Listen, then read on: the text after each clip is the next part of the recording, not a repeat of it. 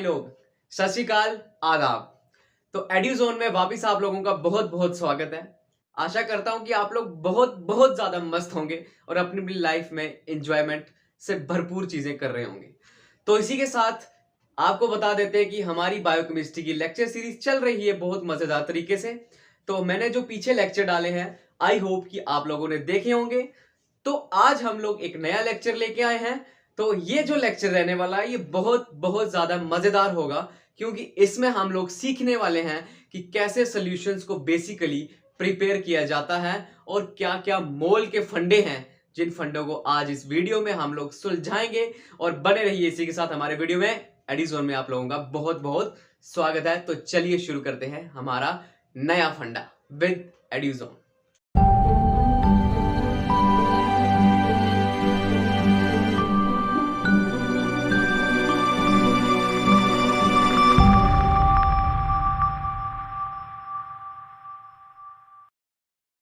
Last lecture में हमने moles तक बात कर ली थी और मोल्स में हम लोगों ने कुछ एवोगैड्रो नंबर की वैल्यू जानी थी और मोल को बेसिकली कैसे पढ़ा जाता है, कैसे समझा जाता है, वो भी हमने थोड़ा सा जाना था।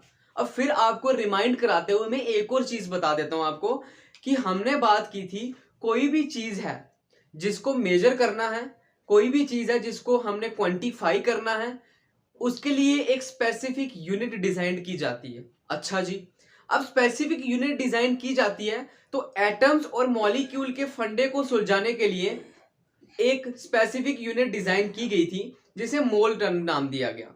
अब ये जो मोल है ये सिंपली हम मेजर करते हैं कितने नंबर ऑफ एटम्स हैं और कितने नंबर ऑफ मॉलिक्यूल्स हैं, और वो हम मेजर करते हैं with respect to our Avogadro number. और एवोगैड्रो नंबर को बेसिस मानते हुए, बेसिक मानते हुए हम लोगों ने मोल कॉन्सेप्ट को समझना शुरू किया।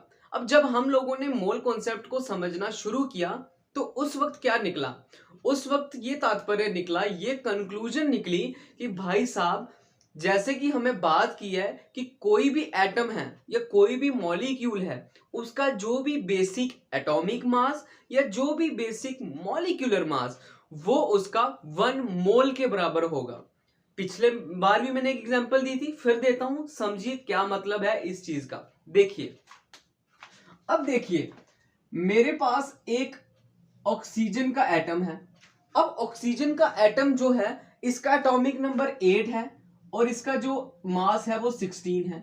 मतलब एक जो एटम है उसका बेसिक एटॉमिक मास क्या हो गया? 16 ग्राम हो गया। अब ये 16 ग्राम को हम एएमयू में 16 एएमयू भी लिख सकते हैं, एटॉमिक मास यूनिट, या 16 यू भी हम लोग लिख सकते हैं। तो अब क्या बात आती है? अब बात ये आती है कि कोई भी हमारे पास एटम है या कोई भी हमारे पास मॉलिक्यूल है, उसका जो भी बेसिक एटॉमिक मास या मॉलिक्यूलर मास है, उसको किसके बराबर गिनने वाले हैं हम लोग? उसको हम लोग गिनने वाले हैं 1 मोल के बराबर। ये फंडा एक छोटा सा दिमाग में रखिए तो सॉल्यूशंस बनाने में आपको कोई दिक्कत नहीं होने वाली है। तो इसी के साथ आज हम लोग एक नई चीज शुरू करेंगे। हमने लास्ट लेक्चर में छोड़ा था टाइप्स ऑफ सॉल्यूशन, और वो टाइप्स ऑफ सॉल्यूशन को पढ़ते पढ़ते हम लोग कंसंट्रेशन टर्म पर हमने पढ़ा।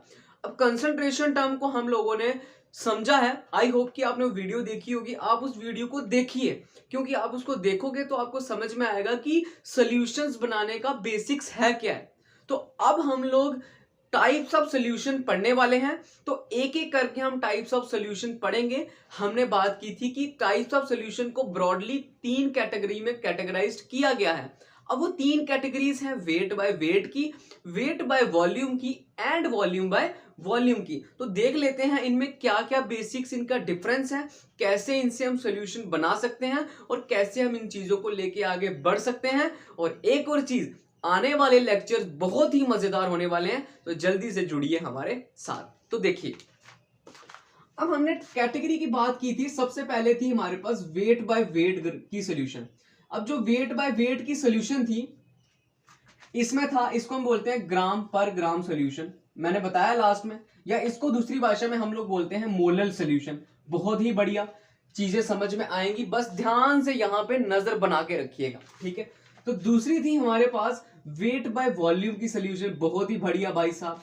अब भाई साहब बात ये आती है कि इसको हम किस में लिखेंगे, वेट बाय वॉल्यूम है तो ग्राम पर एमएल में लिखेंगे, और इसको हम अपने देसी जुगाड़ भाषा में या साइंस की भाषा में क्या कहने वाले हैं, इसको हम कहने वाले हैं मोलर। बहुत ही भाई साहब मजेदार चीज। अब तीसरी बात ये आती है कि तीसरी बात है वॉल्यूम बाय वॉल्यूम सोल्यूशन। वो क्या है, देखिए यहाँ पे वॉल्यूम बाय वॉल्यूम सोल्यूशन है ml बाय ml, जिसको हम लोग अपनी भाषा में या साइंस की भाषा में हम लोग कहेंगे डिल्यूशन ऑफ सॉल्यूशन। अब एक एक करके इन तीनों को डिटेल में पढ़ते हैं, तो देखते हैं कि इनके फंडे क्या हैं, असली मायने क्या हैं, तो आपको समझ में आएगा। तो पहली हेडिंग आप लोग डालिए weight by weight solution. Weight by weight solution जैसे कि हमने बात की थी,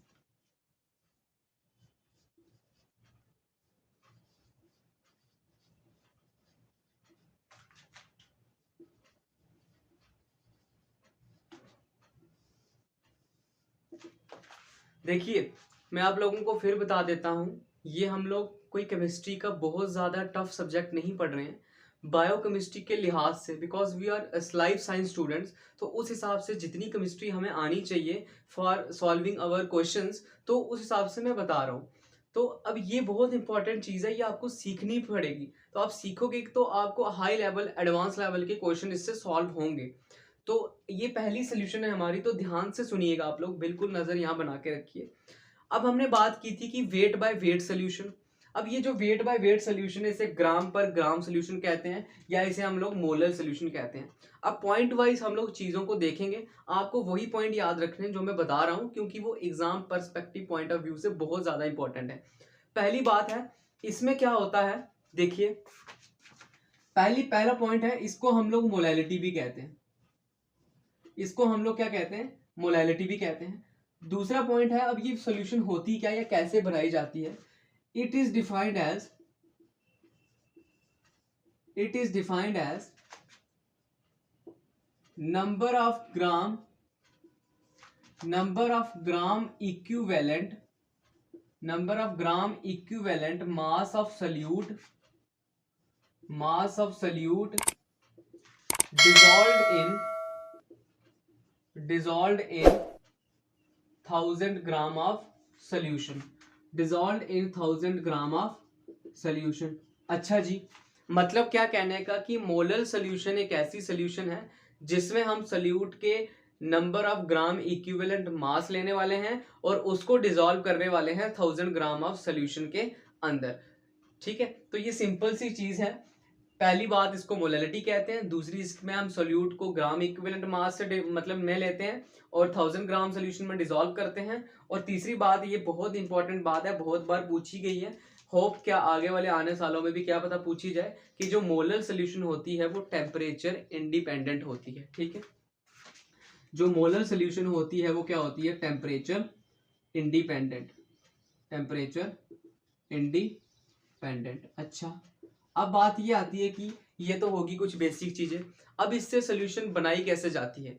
ध्यान से देखिएगा, एक क्वेश्चन लेके समझाता हूँ, बिल्कुल इजी है और इतना ही पढ़ेंगे जितने हिसाब की सोल्यूशंस हमें लेबोरेटरी में बनानी आनी चाहिए और जितनी हमें बायोकेमिस्ट्री के लिए as for our competitive exam जितनी हमें नीड है। तो देखिए ये क्वेश्चन है मेरे पास, अब उसने बोला है prepare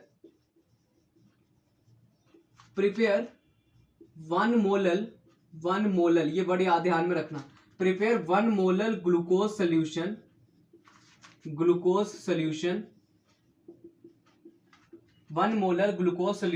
at atmospheric pressure and temperature. Atmospheric pressure और टेम्परेचर में पे जो भी 1 मोलर ग्लूकोज की सोल्यूशन है ये कैसे बनेगी। तो देखिए इस पे CSIR में आई थिंक 2018 में क्वेश्चन ऐसा ही आया था, उसमें उसने बोला था कि 5 मोलर ग्लूकोज की सोल्यूशन आपको बनानी है at atmospheric condition and pressure में, तो आप कितना जो है वो number of gram equivalent mass glucose का लोगे। तो ये कुछ क्वेश्चंस ऐसे पूछे जा सकते हैं, या आपको ऐसे भी पूछा जा सकता है कि अगर 5 मोलर ग्लूकोज की सोल्यूशन हमने 1000 ग्राम सॉल्वेंट के अंदर ऐड कर दिया है तो उससे क्या चेंज होगा सोल्यूशन में। तो इस हिसाब से क्वेश्चन घुमा के आ सकते हैं। अगर आप उस लेवल का एडवांस क्वेश्चन करना चाहते हो तो आपको ये चीज़ पहले समझनी पड़ेगी। मैं नो डाउट मैं वैसे क्वेश्चन भी करवाऊंगा तो आपको, लेकिन पहले ये चीज़ पता होनी चाहिए कि मोलर का असली मसला क्या है, कैसे इसको हैंडल करना है इनके कॉन्सेप्ट्स को, तो तभी आप सिंपल से बेसिक से एडवांस की तरफ जा पाओगे। अब इस क्वेश्चन को देखिए क्या बोलता है। इस क्वेश्चन में हम लोग ये देख रहे हैं कि 1 मोलर ग्लूकोज सोल्यूशन, हमें 1 मोलर ग्लूकोज यहाँ पे हमारा सोल्यूट है, यहाँ पे हमारा सोल्यूट क्या है हमारा, वो है 1 मोलर ग्लूकोज। हमें इतनी सोल्यूशन पर सोल्यूट डालना है 1 मोलर ग्लूकोज, मतलब अब हमें ग्राम इक्विवेलेंट किसका लेना पड़ेगा, ग्राम इक्विवेलेंट हमें सोल्यूट का लेना पड़ेगा और यहाँ पे सोल्यूट हमारा ग्लूकोज है। अब ग्राम इक्विवेलेंट मास जो ग्लूकोज का होता है 1 मोलर का, वो होता है हमारा 180 ग्राम। कितना होता है 180 ग्राम, ठीक है, फॉर 1 मोलर। अगर 1 मोलर दिया है तो ये फॉर को 180 ग्राम लेना है। अब देखिए, अब हमें पता लग गया कि 1 मोलर ग्लूकोज का जो ग्राम इक्विवेलेंट मास है वो हमारा 180 ग्राम है। अब इसको डिसॉल्व किस में करना है और कैसे करना है, यही एक ट्रिकी पॉइंट है जो बच्चों से नहीं होता है कई बार, तो ध्यान से सुनिएगा। कैसे है, समझ लो मेरे पास एक बीकर है। अच्छा, अब ये जो बीकर है, इस बीकर के अंदर जितना मुझे पूछा है इतना 180 ग्राम मैंने ग्लूकोज डाल दिया। 1 मोलर पूछा है, 2 मोलर पूछा होता तो 360 डाल देता, 3 मोलर पूछा होता तो वैसे ही रिस्पेक्टिवली हम मल्टीप्लाई करके डालते हैं। तो इसके अंदर हम लोग सॉल्वेंट डालेंगे वाटर। अब मैं आपको एक बात बता देता हूँ कि बायोलॉजिकल सिस्टम के अंदर जो हमारा एक्वस मीडियम होता है, उस एक्वस मीडियम में जो सॉल्वेंट है मोस्टली वाटर होता है, लेकिन केमिकल मीडियम में ऐसा नहीं है, सॉल्वेंट चेंज कर सकता है, वेरी कर सकता है। और यहाँ पे हम लोग वाटर ऐड करेंगे। ध्यान से देखिएगा वाटर कैसे ऐड करना है। 1 बीकर लिया, 180 ग्राम आपने डाला और तब तक आपको वाटर इसके अंदर ऐड करते रहना है, तब तक वाटर आपको इसके अंदर ऐड करते जाना है जब तक इन दोनों का जो सम है, जो इन दोनों का जो वेट है वो टोटल सोल्यूशन का कितना हो जाए, 1000 ग्राम ऑफ सोल्यूशन। जब 1000 ग्राम ऑफ सोल्यूशन हो जाएगा तो ये आपका 1 मोलर ग्लूकोज सोल्यूशन बनेगा। तो इसी तरीके से ट्रिकी क्वेश्चंस आपको पूछे जा सकते हैं। तो ऐसे ही CSR 2017 की, हाँ 2017 में एक क्वेश्चन आया था ऐसे ही कि 5 मोलर ग्लूकोज सोल्यूशन बनाइए और उसको बफर के अंदर ऐड करिए। अब 5 मोलर ग्लूकोज सोल्यूशन बनानी आएगी तो आप लोग बफर में ऐड करोगे ना। अब बफर टॉपिक में हम आगे पढ़ेंगे, घबराइए मत आप। अब बफर में ऐड आप करोगे तभी आप ऐड कर पाओगे जब आपको 5 मोलर ग्लूकोज सोल्यूशन बनानी आएगी। अब 5 मोलर ग्लूकोज सोल्यूशन आप बना पाओगे। आई होप ये सिंपल सी चीज है। तो नेक्स्ट हम लोग बात करने वाले जो दूसरी हमारी सोल्यूशन है वो है वेट बाय वॉल्यूम की सोल्यूशन। तो ये सिंपल सी चीज है, ठीक है। तो नेक्स्ट है हमारी, वो है हमारी वेट बाय वॉल्यूम सोल्यूशन। देखिए यहाँ पे, अब वेट बाय वॉल्यूम सोल्यूशन है, वेट बाय वॉल्यूम सोल्यूशन, ये यहाँ पे ml हो जाएगा और इसको हम बोल देंगे मोलर। इसको हम क्या बोल देंगे, मोलर। अब इसमें भी हम पॉइंट्स में बात करते हैं, इसमें भी हम क्या करते हैं, पॉइंट्स में बात करते हैं। सबसे पहली चीज ये जो है इसको मोलैरिटी भी कहा जाता है। क्या कहा जाता है, मोलैरिटी भी कहा जाता है। ये टेम्परेचर डिपेंडेंट है, बहुत इंपॉर्टेंट। ये क्या है, ये जो कंसंट्रेशन टर्म है या सोल्यूशन होती है ये टेम्परेचर डिपेंडेंट होती है। ये क्या होती है, टेम्परेचर डिपेंडेंट, मतलब टेम्परेचर चेंज करने पे इस पे फर्क पड़ सकता है, सोल्यूशन पे, ऐसा देखा गया है। तो ठीक है, अब ये क्या है, ये solution it is used to determine, it is use to determine number of molecules. अब नंबर ऑफ मॉलिक्यूल सोल्यूशन में कितने होंगे या कितने नंबर ऑफ मॉलिक्यूल्स का हम लोग सोल्यूशन बना सकते हैं, तो ये इस सोल्यूशन से पता कर सकते हैं हम लोग। अब इसमें फर्क और मोलर में क्या फर्क है ये देखिए। इसको हम लोग बोलते हैं it is defined as number of moles of solute, number of moles of solute dissolved in 1000 ml of solution। अब आपको फर्क दिख रहा है यहाँ पे, अब आपको फर्क दिख रहा होगा, वहां पे वहां पे मोलर में ग्राम इक्विवेलेंट वेट था, यहाँ पे नंबर ऑफ मोल्स है, वहां पे 1000 ग्राम ऑफ सोल्यूशन थी, यहाँ पे 1000 ml ऑफ सोल्यूशन है। अब देखिए 1 मोलर का क्या मतलब होता है, ये समझना बहुत इंपॉर्टेंट है। अब 1 मोलर का क्या मतलब होता है, ध्यान से देखिएगा। अगर आपने थोड़ी सी भी नजर हटाई तो समझ में नहीं आएगा। जैसे 1 मोलर हमने समझा, वैसे ही 1 मोलर का क्या मतलब होता है। 1 मोलर होता है 1 mole of solute, 1 mole of solute dissolved in 1000 ml of solution, 1000 ml of solution. अच्छा, अब 1 मोल ऑफ सोल्यूट किसमें डिसॉल्व है? 1000 ml ऑफ सोल्यूशन में। बहुत बढ़िया, यहां तक बिल्कुल फंडा क्लियर है। अब 1 मोल का, अब मोल का क्या मतलब होता है? अगर आपने लास्ट लेक्चर नहीं देखा है तो आप देखिए, मोल का मतलब होता है कोई भी एटम है जो हमें सोल्यूट का दिया है, या कोई भी मॉलिक्यूल है जो हमें सोल्यूट का दिया है, कोई भी एटम है या कोई भी मॉलिक्यूल है जो हमें सोल्यूट का दिया है, उसका जो भी ग्राम एटॉमिक मास या जो भी उसका मॉलिक्यूलर मास होगा, वही उसका मोल कहलाएगा। वही उसका क्या कहलाएगा? वही उसके मोल के बराबर है। एग्जाम्पल के तौर पे देखिए, मुझे कोई बोलता है 5 मोलर ग्लूकोज की सोल्यूशन बनाओ। ग्लूकोज की सोल्यूशन कैसे बनेगी अब मैं आगे आपको बताता हूँ, बीकर के हिसाब से बताता हूँ। 1 मोलर आपको समझ में आ गया है तो 5 मोलर भी आपको समझ में आएगा। तो देखिए, मैं आपको बीकर के रिस्पेक्ट में बताता हूँ बीकर में कैसे बनाई जाती है, ठीक है? तो देखिए ध्यान से,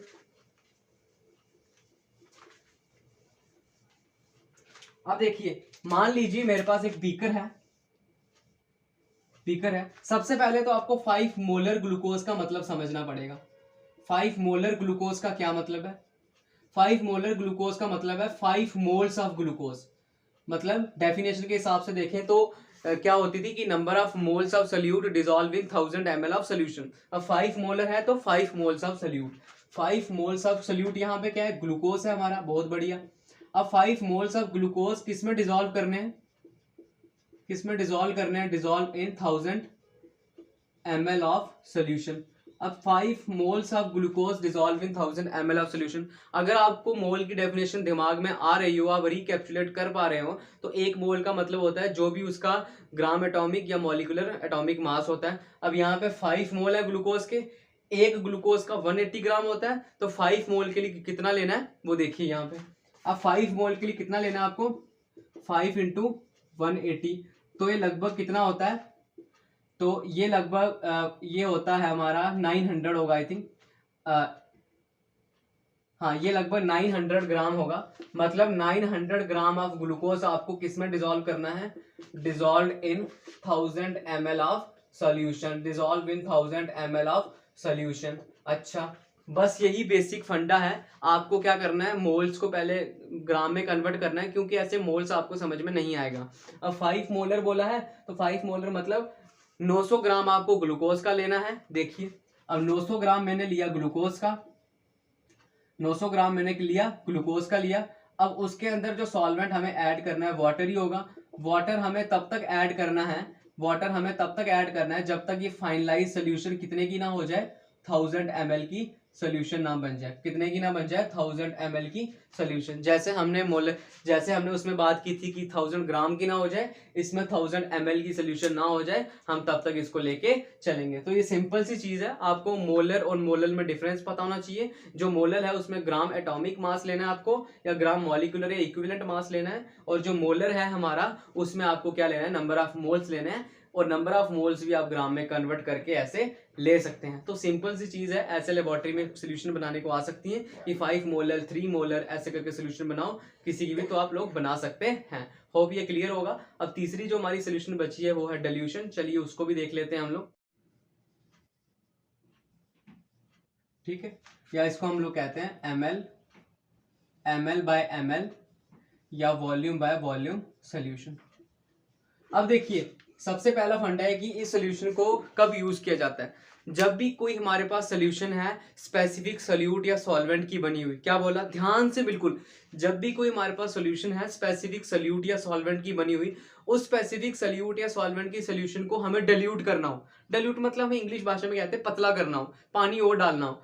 तो जब उस सोल्यूशन को हम लोग डिल्यूट करते हैं तो हम लोग basically ml by ml solution को प्रिपेयर कर रहे होते हैं। मतलब हम लोग सोल्यूशन का डिल्यूशन करते हैं। तो ये अलग तरीके की सोल्यूशन है। जब हम लोग, ये कब काम आती है? ये तब काम आती है जब हम लोग सोल्यूशन को डिल्यूट करते हैं। जब सोल्यूशन की डिल्यूशन करते हैं तो उस वक्त जो सोल्यूशन बनती है उसे हम डिल्यूशन ऑफ सोल्यूशन कहते हैं, जो कि हमें ml बाय ml में मिलती है और वॉल्यूम बाय वॉल्यूम में मिलती है। अब इसमें कुछ पॉइंट्स हैं। अब इसको समझने से पहले आपको दो चीजें समझनी पड़ेंगी। दो सिंपल से साइंटिफिक टर्म है, वो देखिए। एक होता है हमारे पास स्टॉक सोल्यूशन। अच्छा, क्योंकि हम लोग मैं बताता हूं कैसे होता है। एक होता है हमारे पास वर्किंग सोल्यूशन, वर्किंग सोल्यूशन। अब एक होता है स्टॉक सोल्यूशन, एक होता है वर्किंग सोल्यूशन। अब स्टॉक सोल्यूशन वो सोल्यूशन होता है जिसमें से निकाल के हमें डिल्यूट करना है। फॉर एग्जांपल मेरे पास एक बीकर है, 1000 ml का एक बीकर है, इसमें कोई सोल्यूशन पड़ी हुई है, कोई भी एक सोल्यूशन पड़ी है, 1000 ml का बीकर है, इसके अंदर कोई भी एक सोल्यूशन पड़ी है। अब इस सोल्यूशन में से मुझे कोई सोल्यूशन थोड़ी सी निकालनी है। अब इस सोल्यूशन में से मुझे कोई एक थोड़ी सी सोल्यूशन निकालनी है अपने आगे किसी सोल्यूशन को डिल्यूट करने के लिए। मतलब मेरे पास कोई बीकर है सिंपल सा, और बहुत क्वांटिटी में एक सोल्यूशन है, और इस सोल्यूशन में जो मुझे कुछ पार्ट ऑफ सोल्यूशन निकालना है और डिल्यूट करने में हेल्प करना है। मतलब डिल्यूशन के लिए जरूरी है, मतलब डिल्यूशन के लिए निकालना है मुझे, सिंपल सा फंडा, डिल्यूशन के लिए निकालना है और इसको कहीं और यूटिलाइज करना है। तो ऐसी सोल्यूशन को हम लोग कहते हैं स्टॉक सोल्यूशन।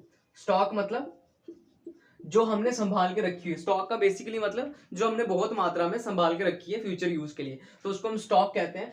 अब देखिए, अब मेरे पास ये है, इसको मैंने डाला इस सोल्यूशन के अंदर।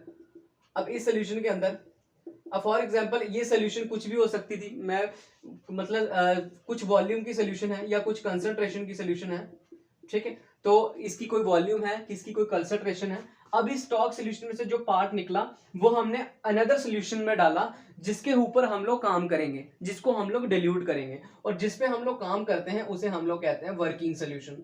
जिसपे हम लोग काम करते हैं उसे हम लोग क्या कहते हैं, वर्किंग सोल्यूशन। तो ये सिंपल सा फंडा होता है। तो जब हम लोग डिल्यूशन का कॉन्सेप्ट लगाते हैं, जब हम लोग सोल्यूशन पे डिल्यूशन का कॉन्सेप्ट लगाते हैं, या हम लोग कह सकते हैं साइंटिफिक भाषा में, whenever we go for dilution of solution a specific rule is applied. Specific rule is applied. कौन सा रूल है, देखिए स्पेसिफिक रूल है जो डिल्यूशन का, वो रूल है C1V1 is equal to C2V2, या आप इसको कह सकते हैं M1V1 is equal to M2V2। M1V1 is equal to M2V2, या C1V1 is equal to C2V2।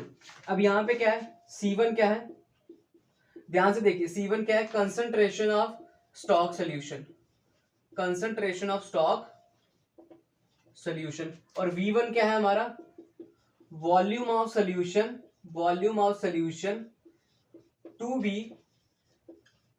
B extracted, to be extracted from stock solution, to be extracted from stock solution, volume of solution to be extracted from stock solution। मतलब इसमें से ये जो volume निकाला ये हमारा क्या है, V1 है, ये हमारा क्या है, V1 है, volume of solution to be extracted from stock solution. इसी तरीके से जो C2 है वो क्या है, कंसंट्रेशन ऑफ वर्किंग सोल्यूशन, मतलब वर्किंग सोल्यूशन की क्या कंसंट्रेशन है जिसपे हम लोग काम कर रहे हैं। अब दूसरा जो हमारा V2 है वो है total volume of working solution, total volume of working, total volume of working solution to be needed, to be needed. अब जितना हमें, फॉर एग्जांपल मुझे 1000 ml का वर्किंग सोल्यूशन बनाना है वो V2 हो जाएगा, और यहां से मुझे 100 ml का सोल्यूशन निकालना था वो हमारा V1 हो जाएगा, और कंसंट्रेशन जो है वो आपको दी रहेगी। बेसिकली हम लोग बायोलॉजिकल सिस्टम में जो C1 होता है 1 मोलर, मतलब C1 की वैल्यू आपको जो बेसिकली जो लेके चलनी है हमारे बायोलॉजिकल सिस्टम में वो 1 मोलर लेके चलनी है। तो अब इसमें मैं एक दो क्वेश्चंस करवा देता हूँ, आपको समझ में आएगा। तो चलिए कुछ हम लोग क्या करते हैं, इस पे क्वेश्चंस कर लेते हैं, बहुत ही मजेदार क्वेश्चंस, जिससे आपको और कॉन्सेप्ट क्लियर हो जाएगा, ठीक है।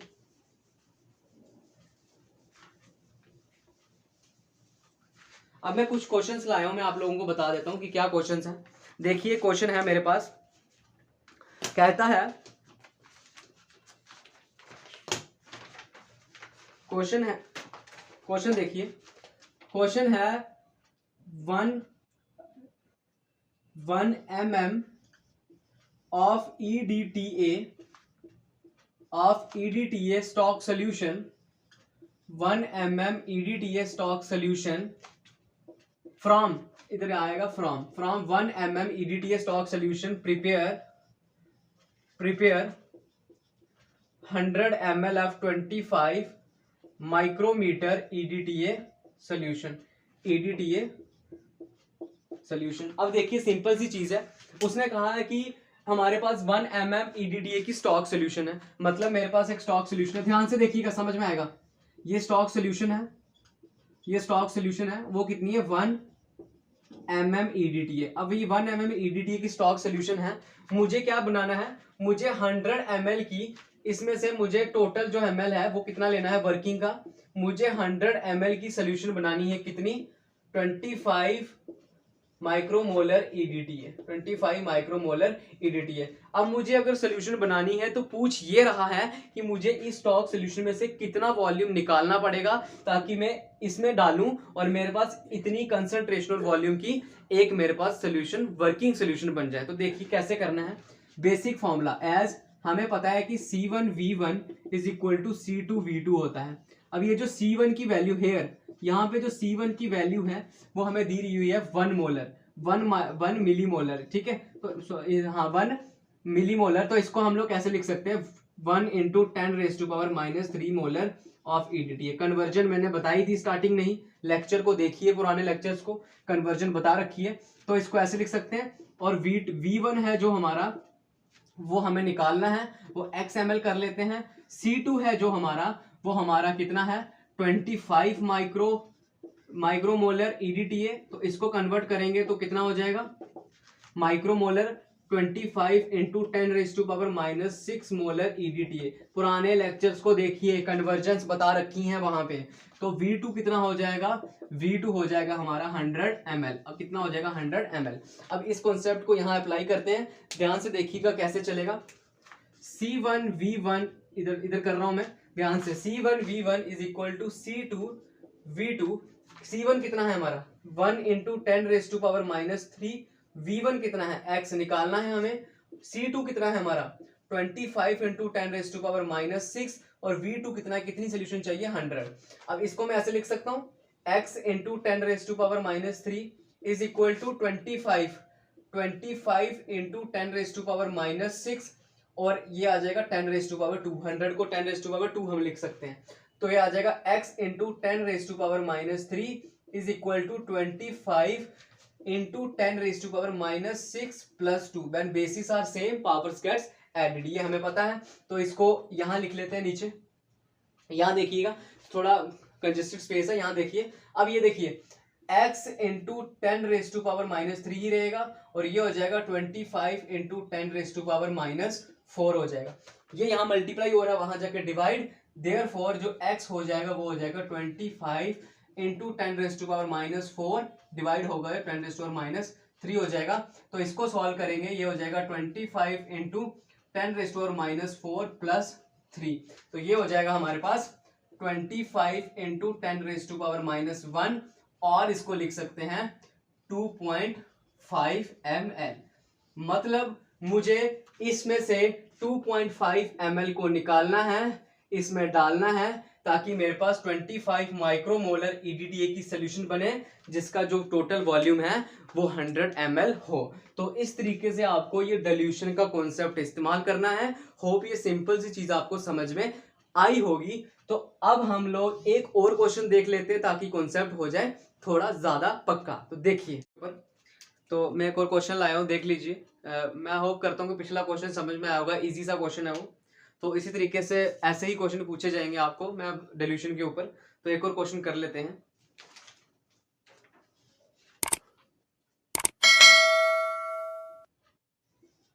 Ten ml of 2 mm glucose from stock solution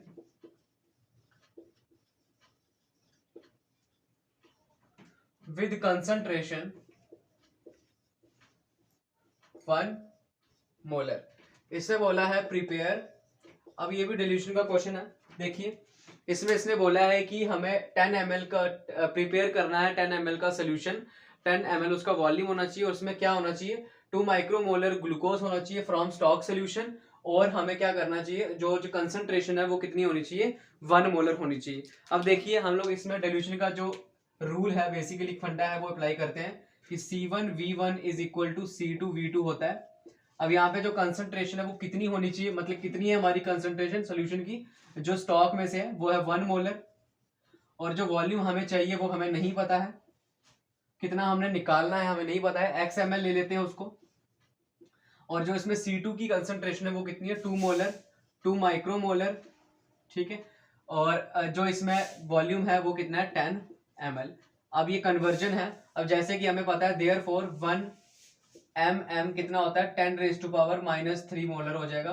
तो इसको चेंज करेंगे हम लोग, 1 molar into XML is equal to 2 into 10⁻³ molar into 10 ml। अब ये तो XML ही हो जाएगा, XML is equal to 2 into 10⁻³ into 10। तो ये हो जाएगा X is equal to 2 into 10⁻³ plus 1, basis are same, powers gets added, तो इसके ऊपर पावर 1 है, तो ये हो जाएगा 2 इंटू 10⁻²। तो ये हो जाएगा, इसको कैलकुलेट करेंगे तो ये हो जाएगा 2 डिवाइडेड बाय 100, या इसको बोलेंगे 0.02 ग्राम, सॉरी 0.02 ml। मतलब हमें इस स्टॉक सोल्यूशन में से 0.02 ml हमें निकालना है और कहाँ पे डालना है, वर्किंग सोल्यूशन के अंदर डालना है, जिससे हमारी 10 ml की सोल्यूशन प्रिपेयर हो जाएगी, वर्किंग सोल्यूशन प्रिपेयर हो जाएगी, और जिसमें कंसंट्रेशन हमारी 2 mm ग्लूकोज की रहेगी। तो ये ऐसे आपको अप्रोच करना है, इन क्वेश्चंस को ऐसे समझना है। बस फंडा ये है कि आपको पता होना चाहिए कि कितनी सोल्यूशन निकालनी है, कितनी टोटल लेनी है, और क्या स्टॉक सोल्यूशन है और क्या वर्किंग सोल्यूशन है। वो क्वेश्चन के आप जैसे प्रैक्टिस करोगे आपको समझ में आ जाएगा। तो ये था हमारा डिल्यूशन के ऊपर। अब देखिए, अब कुछ फंडे हैं, छोटे छोटी चीजें हैं, लेकिन बहुत इंपॉर्टेंट है, तो मैं नोट में उसको आपको लिखवाऊंगा, तो पॉइंट में वो रहेंगी चीजें, तो आप लोग नोट डालिएगा, नोट में वो चीजें हम लोग करने वाले हैं, क्योंकि वो एग्जामिनेशन पॉइंट ऑफ व्यू से भी बहुत इंपॉर्टेंट है। ठीक है, चलिए हमारा पहला पॉइंट हम लोग थोड़ा सा डिस्कस करेंगे, नॉर्मल सोल्यूशंस कौन सी होती है, नॉर्मल सोल्यूशंस कौन सी होती है। अच्छा जी, अब ध्यान से सुनिएगा, नॉर्मल सोल्यूशंस कौन सी होती हैं।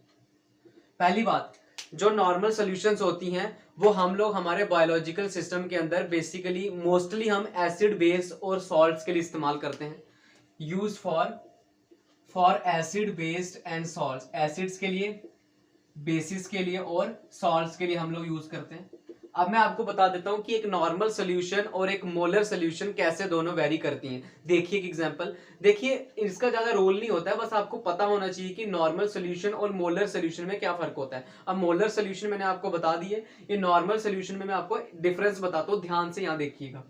अब जैसे एग्जाम्पल मेरे पास है 0.1 मोलर HCl, अच्छा जी बहुत ही बढ़िया। अब 0.1 मोलर मेरे पास H2SO4 है, बहुत ही बढ़िया, यहां तक सब फंडा क्लियर है। अब 0.1 मोलर है, यहां पे भी 0.1 मोलर है। अगर मोलर सोल्यूशन के रिस्पेक्ट में बात करें तो इन दोनों का मतलब एक ही है, क्योंकि इनकी कंसंट्रेशन सेम है। लेकिन नॉर्मल के रिस्पेक्ट में, नॉर्मल सोल्यूशन के रिस्पेक्ट में ये दोनों अलग अलग है। क्यों अलग अलग है, देखिए जब इनकी डिसोसिएशन होगी तब इनमें क्या होता है, देखिए यहाँ पे ये HCl जब डिसोसिएट होगा तो HCl बनेगा H पॉजिटिव और Cl नेगेटिव, बहुत बढ़िया। ये जब डिसोसिएट होगा ये बनेगा 2H पॉजिटिव और SO4 2 नेगेटिव। अब यहाँ देखिए ये एक H रिलीज कर रहा है और ये 2H रिलीज कर रहा है। इसका मतलब ये क्या है, ये स्ट्रॉन्ग एसिड है और ये थोड़ा वीक एसिड है और ये थोड़ा स्ट्रॉन्ग एसिड है। मतलब कि H पॉजिटिव रिलीज करने की क्षमता को उसकी हम एसिडिटी कहते हैं। मतलब ये है कि नॉर्मल सोल्यूशन और मोलर सोल्यूशन में डिफरेंस ये है कि उसमें हम एसिड, नॉर्मल सोल्यूशन के अंदर हम लोग एसिडिटी और बेसिसिटी का थोड़ा फंडा इस्तेमाल करते हैं, बाकी इनमें कोई फर्क नहीं है। नॉर्मल और मोलर सोल्यूशन इक्वल ही होती है, बस इसमें हम बेसिसिटी और एसिडिटी को इक्विवेलेंट लेते हैं। अब इसी हिसाब से अगर हम देखें तो ये मतलब 0.1 मोलर HCl जो है वो कभी भी इक्वल नहीं, 0.1 नॉर्मल लिखो यहाँ पे, 0.1 नॉर्मल जो HCl है वो कभी भी इक्वल नहीं होगा 0.1 नॉर्मल H2SO4 के बराबर। क्यों नहीं होगा, क्योंकि इनकी एसिडिटी अलग है, क्योंकि इनकी क्या है, एसिडिटी अलग है। अब मैं आपको बताता हूँ इसकी डेफिनेशन क्या है। एग्जांपल के जरिए से आपने समझ लिया होगा कि मोलर कंसंट्रेशन सेम है तो मोलर होगी, अगर कंसंट्रेशन सेम नहीं है तो हम एसिडिटी और बेसिडिटी के रिस्पेक्ट में लेंगे तो वो नॉर्मल कंसंट्रेशन होने वाली है। ठीक है, तो मैं कुछ डेफिनेशन बताता हूं आपको इसकी क्या है। It is defined as number of gram equivalent weight अच्छा मेरे को एक बात बताओ, अभी पहले हमने ग्राम इक्विवेलेंट मास पढ़ा था, वो हमने किस में पढ़ा था? मोलर सॉल्यूशंस के लिए, वहां ग्राम इक्विवेलेंट मास था। और ये ग्राम इक्विवेलेंट वेट है जो कि एसिडिटी और बेसिसिटी के रिस्पेक्ट में निकलता है। तो ग्राम इक्विवेलेंट वेट हम लोग यूज करते हैं नॉर्मल सोल्यूशन के लिए, और ग्राम इक्विवेलेंट मास हम लोग यूज करते हैं मोलर सोल्यूशन के लिए। ठीक है, तो ये होता है number, it is defined as number of gram equivalent weight in 1000 ml of solution. 1000 ml of solution मतलब हमने सोल्यूट का ग्राम इक्विवेलेंट वेट लेना है, और वो कैसे निकालना है मैं आपको सिखाता हूं, और उसको किसके अंदर डालना है? 1000 ml ऑफ सोल्यूशन। अब देखिए कि ग्राम इक्विवेलेंट वेट कैसे निकाला जाता है। देखिए यहाँ पे ग्राम इक्विवेलेंट वेट। अब ये ग्राम इक्विवेलेंट वेट हम निकालते हैं, जो भी हमें दिया रहता है उसका मॉलिक्यूलर वेट, जो भी हमें सोल्यूट दिया होगा उसका मॉलिक्यूलर वेट, और उसकी एसिडिटी या उसकी बेसिसिटी, अब एसिडिटी क्या होता है? एसिडिटी मतलब होता है वो कितने H पॉजिटिव रिलीज कर रहा है, वो उसकी क्या हो जाएगी? एसिडिटी। कितने H पॉजिटिव रिलीज कर रहा है, और बेसिसिटी मतलब वो कितने OH नेगेटिव रिलीज कर रहा है। ये आगे एसिड बेस का हम पढ़ेंगे, कितने OH नेगेटिव रिलीज कर रहा है, ये उसकी होती है एसिडिटी या फिर बेसिसिटी। अब देखिए मैं एग्जांपल लेके आपको समझाता हूं। फॉर एग्जांपल मेरे पास है HCl। अब HCl का ग्राम इक्विवेलेंट वेट मुझे निकालना है, तो वो निकलेगा, इसका मॉलिक्यूलर वेट वो होता है 36.5, और इसकी जो एसिडिटी है, अब एसिड है तो एसिडिटी होगी, एसिडिटी मतलब ये कितने H पॉजिटिव आयन को रिलीज कर रहा है, कितने कर रहा था यहाँ पे? 1 कर रहा था, तो ये 1 हो जाएगा। तो मतलब जो इसका ग्राम इक्विवेलेंट वेट होगा वो होगा 36.5 ग्राम, क्योंकि इसमें 1 से डिवाइड करने पे यही आता है 6.5 ग्राम। अब ये आया है इसका मॉलिक्यूलर वेट, सॉरी ये ग्राम इक्विवेलेंट वेट। क्या आया इसका? ग्राम इक्विवेलेंट वेट। अब नॉर्मलिटी कैसे होती है, मतलब नॉर्मल सोल्यूशन कैसे बनाई जाती है कि कोई भी सोल्यूट है उसका ग्राम इक्विवेलेंट वेट लो और उसको 1000 ml ऑफ सोल्यूशन में डिसॉल्व करो। देखिए अब मेरे पास एक बीकर है, ध्यान से देखिएगा। अब इस बीकर में मैंने इसका ग्राम इक्विवेलेंट वेट डाला, 36.5 ग्राम डाला, और डालने के बाद मैंने तब तक इसमें वाटर ऐड किया जब तक ये पूरी सोल्यूशन 1000 ml की ना बन गई। मैंने पहले भी बताया कि जब तक ऐड करना है जब तक इसकी पूरी सोल्यूशन 1000 ml की ना बन जाए, तो इसको हम कहेंगे 1 नॉर्मल सोल्यूशन, क्योंकि इसमें जो है हमारा जो इसकी एसिडिटी है वो 1 है, और ये बेसिक जो इसका रहता है वो 36.5 ग्राम ही रहता है। तो इस तरीके से आप लोग नॉर्मल सोल्यूशन बना सकते हैं। आपको ग्राम इक्विवेलेंट वेट निकालना आना चाहिए, और उसका फॉर्मूला होता है मॉलिक्यूलर वेट अपॉन उसकी एसिडिटी या उसकी बेसिसिटी। इसी तरीके से अगर मैं आपको बोलूं NaOH का, अगर NaOH का बोलूं तो NaOH का तो मॉलिक्यूलर वेट जो भी होगा आप उसका निकाल लोगे, और उसकी बेसिसिटी क्या हो जाएगी? 1 हो जाएगी, क्योंकि NaOH 1 OH नेगेटिव को रिलीज करने वाला है। तो उसका ग्राम इक्विवेलेंट वेट आप लोग वहां से निकाल के किसमें उसको 1000 ml की सोल्यूशन में डालोगे तो वो 1 नॉर्मल वो भी बन जाएगी। अब अगर इसके लिए देखूं, सोडियम का 23 होता है, ऑक्सीजन का 16 होता है, और इसका 17 और इसका 1 होता है, तो ये हो जाएगा 23 प्लस 17, तो ये हो जाएगा ये हो जाएगा 40 हो जाएगा। तो 40 और इसकी बेसिसिटी कितनी है? 1 है, तो मतलब ये हो जाएगा 40 इसका ग्राम इक्विवेलेंट वेट। अब इसका ग्राम इक्विवेलेंट वेट 40 है, तो उसको 40 ग्राम को हम लोग किसके अंदर 1000 ml के अंदर जब डिसॉल्व करेंगे तो वो 1 नॉर्मल NaOH सोल्यूशन बन जाएगी। तो ये नॉर्मल सोल्यूशंस का कॉन्सेप्ट है, सिंपल सा। नॉर्मल सोल्यूशन और मोलर सोल्यूशन में यही फर्क है कि मोलर सोल्यूशन और नॉर्मल सोल्यूशन में ये फर्क है कि नॉर्मल सोल्यूशन में हम लोग ग्राम इक्विवेलेंट वेट लेते हैं, और मोलर सोल्यूशन में हम लोग ग्राम इक्विवेलेंट मास लेते हैं। ठीक है, तो ये सिंपल सा फंडा है नॉर्मल सोल्यूशन का। तो आई होप कि ये सिंपल सी चीज आप लोगों को क्लियर हुई होगी। और अब दूसरा पॉइंट हम लोग पढ़ते हैं आगे, तो वो बहुत इंपॉर्टेंट है, ध्यान से सुनिएगा। ठीक है, सोल्यूशन की बात की सिंपल, मोलर सोल्यूशन की बात की सिंपल, मोलर सोल्यूशन की बात की वो भी सिंपल था। अब मैं आपको एक इंपॉर्टेंट जो नोट में एक पॉइंट लिखवाया है नॉर्मल सोल्यूशन का, दूसरा पॉइंट देखिए। दूसरा पॉइंट ये है कि ये बहुत इंपॉर्टेंट है, बहुत ध्यान से सुनिएगा। फॉर एग्जाम्पल मेरे पास एक टेस्ट ट्यूब है, उस टेस्ट ट्यूब में मैंने 2 ग्राम ग्लूकोज डाला है। क्या डाला है? 2 ग्राम ग्लूकोज डाला है, और टेस्ट ट्यूब में 2 ग्राम ग्लूकोज है, कितने में डाला हुआ है? 100 ml में डाला है, 100 ml की सोल्यूशन में डाला हुआ है। मेरे पास एक बीकर है या कोई भी कंटेनर है, उसमें मुझे 2 ग्राम ग्लूकोज या कोई भी कंसंट्रेशन मैंने डाल रखी है इतने वॉल्यूम के अंदर। अब मुझे इस डेटा को इस्तेमाल करते हुए इसकी मोलरिटी बतानी है कि इस बीकर में कितना मोलर सोल्यूशन ग्लूकोज का डला होगा। तो इसकी मोलरिटी देख लेते हैं। अब इन क्वेश्चंस को आपको अप्रोच कैसे करना है पहले ये सुनिए।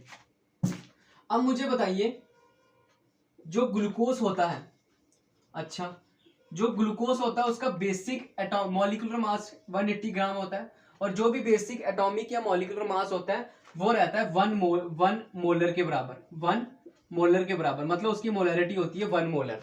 मोलैरिटी होती है 1 मोलर। ये हम बात कर चुके हैं पहले कि कोई भी एटॉमिक मास है या कोई भी मॉलिक्यूल है, उसका जो बेसिक एटॉमिक मास या बेसिक मॉलिक्यूलर मास होता है उसकी जो वो होता है 1 मोलर या 1 मोल के बराबर।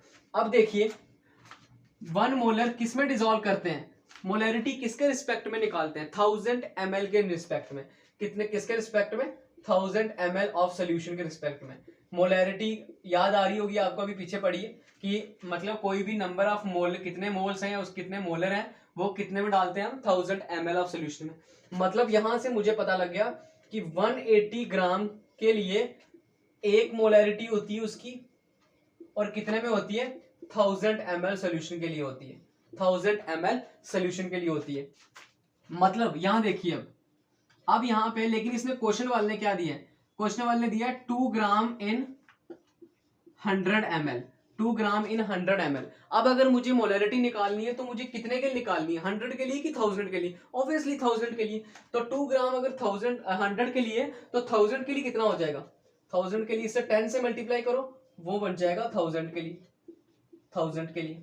तो मतलब क्योंकि इससे 10 से करेंगे तो यहां भी 10 से करना पड़ेगा, तो मतलब 1000 ml के लिए, मतलब 1000 ml के लिए मुझे 20 ग्राम ग्लूकोज चाहिए, मुझे 20 ग्राम ग्लूकोज चाहिए। अच्छा लेकिन मुझे पता है कि 1000 ml के लिए 180 ग्राम होना चाहिए, तो उससे 1 मोलैरिटी बनेगी, और इसने लेकिन दिया है कि 1000 ml के लिए क्वेश्चन के हिसाब से 20 ग्राम होना चाहिए, तो उससे होगा। अब इन दोनों को हम रिलेट करेंगे, ध्यान से सुनिएगा। अब इन दोनों को रिलेट करेंगे कैसे कि 180 ग्राम के लिए 1 मोलैरिटी होती है, मतलब 1 मोलर होता है या 1 मोलैरिटी होती है, तो 1 ग्राम के लिए कितना हो जाएगा, 1/180 मोलर हो जाएगा। और कितने के लिए निकालनी है, 20 ग्राम के लिए, तो 20 ग्राम के लिए कितनी हो जाएगी, 1/180 इंटू 20, तो ये लगभग आ जाएगा 1/9 मोलर, 1/9 मोलर। मतलब कहने का फंडा यहाँ पे ये है कि अगर कोई बीकर है, कोई भी कंटेनर है, उसमें आपको कोई सल्यूट दिया और कितने में डिसॉल्व किया वो दे रखा है, तो आप उससे उसकी मोलैरिटी निकाल सकते हैं। कैसे निकाल सकते हैं, फिर सुनिएगा। आपको पहले उसका बेसिक एटॉमिक मास वो देखना है कितना होता है, 180 ग्राम, और वो मोलैरिटी का कॉन्सेप्ट लगाते हुए वो 1 मोलर के बराबर होगा, और वो कितने में डिसॉल्व होना चाहिए, 1000 ml में डिसॉल्व होना चाहिए। लेकिन इन्होंने 2 ग्राम कितने में डिसॉल्व किया है, 100 में किया है, हमें किस में करना है, 1000 में करना है। तो 2 ग्राम अगर 100 में है तो 20 ग्राम 1000 में होगा। अब यहां देखिए ये तो सिंपल सी चीज है, फिर ध्यान से दिए, अगर 20 ग्राम 1000 में है तो ये भी 1000 में, 1000 सेम है, तो मतलब 180 ग्राम अगर 1 मोलैरिटी के बराबर है तो हम 20 ग्राम के लिए निकाल सकते हैं कितनी मोलैरिटी है। ये सिंपल सा यूनिटरी मेथड है। तो इस तरीके से क्वेश्चन पूछे जाते हैं, ध्यान रखिएगा, क्वेश्चन इससे पूछा जाएगा कि अगर कोई कंटेनर या बीकर दिया, उसमें इतनी कंसंट्रेशन सॉल्यूट की और इतना वॉल्यूम है, तो वो कितना मोलर होगा या कितनी उसकी मोलैरिटी हो सकती है। तो सिंपल मोलैरिटी का कॉन्सेप्ट समझ में आया, नॉर्मल समझ में आया, मोलर क्या होता है, डिल्यूशन क्या होता है, उसके हमने क्वेश्चंस भी किए हैं कुछ। तो उसके बाद हमने ये देखा कि ये क्या चीज है कि अगर हमें कंसंट्रेशन दी हो तो हम उससे मोलैरिटी कैसे निकालेंगे। तो ऐसे क्वेश्चंस हम लोग आगे भी ट्राई करते रहेंगे। तो आप इसको वीडियो को ध्यान से देखिएगा, रिवाइज करो अच्छे से, चीजों को, कॉन्सेप्ट्स को पकड़ो तो अच्छे से आसानी से समझ में आएगा। तो इसी के साथ आज हम यहीं पे स्टॉप करते हैं ताकि आप कॉन्सेप्ट कोई मिस ना कर पाओ, और आगे आने वाले लेक्चर बहुत ज्यादा इंटरेस्टिंग होने वाले हैं। तो यहीं पे आज अलविदा करते हैं, स्टॉप करते हैं। तो अगले लेक्चर में मिलेंगे, तब तक आप हमारे चैनल को सब्सक्राइब करके जुड़ जाइए इसके साथ, ताकि आगे और मजा आने वाला है। ओके बाय, जय हिंद।